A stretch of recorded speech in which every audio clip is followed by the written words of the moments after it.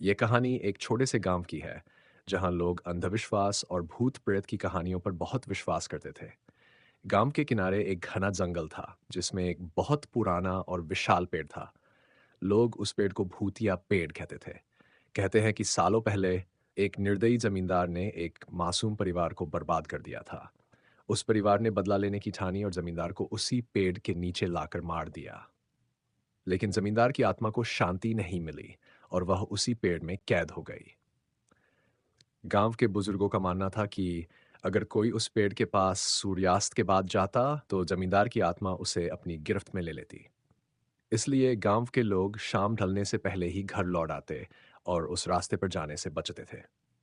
लेकिन एक दिन गांव में एक नौजवान आया, जिसे इन सब बातों पर विश्वास नहीं था।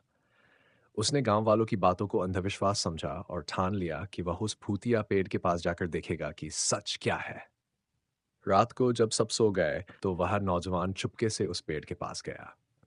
जैसे ही उसने पेड़ के नीचे कदम रखा, अचानक हवाएं तेज हो गईं और पेड़ की शाखाएं अजीब तरह से हिलने लगीं। नौजवान ने डरते हुए चारों ओर देखा, लेकिन उसे कुछ नजर नहीं आया।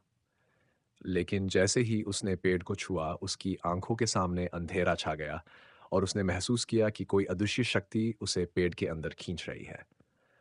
सुबह गांव वालों ने उस नौजवान की खोज की, लेकिन वह कहीं नहीं मिला। लोग कहते हैं वह जमींदार की आत्मा के चंगुल में फंस गया और उस पेड़ का हिस्सा बन गया। उसके बाद गांव में कोई भी उस भूतिया पेड़ के पास जाने की हिम्मत नहीं करता। इस घटना के बाद गांव के लोग और भी ज्यादा उस पेड़ से डरने लगे।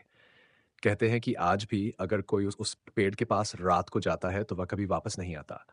भूतिया पेड़ आज भी वहां खड़ा है, जैसे उन लोगों के लिए चेतावनी हो भी जो उसकी सच्चाई को चुनौती देने की कोशिश करते हैं।